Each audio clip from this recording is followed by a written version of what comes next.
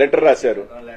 తుమ్మరకోట, ఒప్పిచెర్ల, Palvai gate, చింతపల్లిలో ఈ విధంగా రిగ్ జరుగుతుంది, ఇక్కడ రీపోలింగ్ పెట్టమని అదే రోజున 3 గంటలకి లెటర్ రాస్తే కూడా ఏం పర్వాలేదు, పోలీసుని పెట్టుకుని మేము రిగ్ చేసుకుంటున్న విధంగా ఆ పగిలిపోయిన ఈవీఎంల దగ్గర కూడా ఇంకో కొత్త ఈవీఎం తీసుకొచ్చి పోలింగ్ జరిపారు కానీ పోలీసులు అండని పెట్టి టీడీపీ వాళ్ళు చేయించారు కానీ రీపోలింగ్ చేయించాలని ఆలోచన కూడా రాదు. కనీసం తన అభ్యర్థి పోయి ఏజెంట్ గా కూర్చుంటాడు కదా, అవసరమైతే ఎమ్మెల్యే గారైనా కూర్చొని ఇది ఓటుందా లేదో చూసుకునే అవకాశం కూడా ఎమ్మెల్యేకి కానీ ఎమ్మెల్యే సోదరులు కానీ వాళ్ళ కుటుంబ సభ్యులకి ఇవ్వలేదంటే పోలీసు ఏ విధంగా, ఎందుకంటే 500 మంది 1000 మంది వాళ్ళు ఉన్నప్పుడు బీసీలు ఎస్సీలు వచ్చి ఓటు ఎలా వేస్తారు? ఏజెంట్ గా కూర్చొని కర్రలు తీసుకొని కొడతా ఉంటే ఆ కుమ్మరికోట్లో మీరు చూశారు ఏ విధంగా రాడ్డులతో కొట్టారు. ఏజెంట్ తలకాయ బాలు కొడితే భయం ఉంటుంది కదా, కనీసం ఎమ్మెల్యే పోయి నేను లోపల కూర్చుంటే ధైర్యం ఇస్తాను అని అంటే కూడా దానికి కూడా ఒప్పుకోలేదు తెలుగుదేశం పార్టీ. కనీసం అయినా రీపోలింగ్ చేయించాలనే ఆలోచన ఎలక్షన్ కమిషన్ ఎందుకు రాలేదు? ఇంతకన్నా చాలా గతంలో తీసుకుంటే చాలా తక్కువ గొడవల ప్రాంతాల్లోనే రీపోలింగ్ జరిగింది. ఇట్లాంటి పెద్ద పెద్ద ఎత్తున పోలింగ్ జరిగిన దగ్గర రీపోలింగ్ ఎందుకు పెట్టట్లేదు?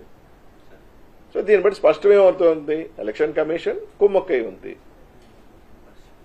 ఇంపార్షియల్ గా వ్యవహరిస్తుంది, కుమ్మక్కై ఉంది తెలుగుదేశం పార్టీతో. వాళ్ళకి ఎక్కడి నుంచి ఒత్తిడిలోనే మనకు తెలియదు. గతంలో మీరు తీసుకుంటే ఇంతకన్నా చిన్న గొడవలకే రీపోలింగ్ పెట్టారు కదా, ఇంత విధంగా బూతుల్లో పాల్గొట్టి ఎందుకు రీపోలింగ్ పెట్టట్లేదు? దీన్ని బట్టి అర్థం ఏంటి? తెలుగుదేశం పార్టీకి ఒత్తాసు పడుతున్నారు.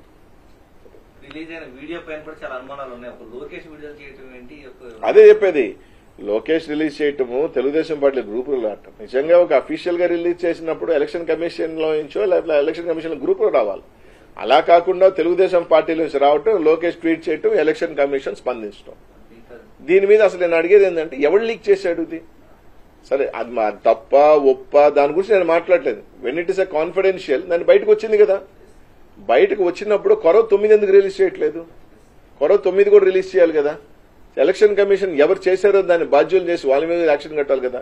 ఇట్స్ ఎ కాన్ఫిడెన్షియల్ రిపోర్ట్ బయటకు వచ్చినప్పుడు అవి ఎందుకు తీసుకోవట్లేదు? దాని గురించి మీరు ఎందుకు యాక్షన్ తీసుకోవట్లేదు? సంబంధించిన అధికారులు ఎవరైతే ఉన్నారో వాళ్ళ మీద కూడా చర్యలు చేపట్టాలా లేదా, ఇన్వెస్టిగేషన్ చేయాలా లేదా? ఖచ్చితంగా డిమాండ్ చేస్తాం. అది ఎలక్షన్ కమిషన్ వదిలేస్తున్నాం. ఇంకెంతకన్నా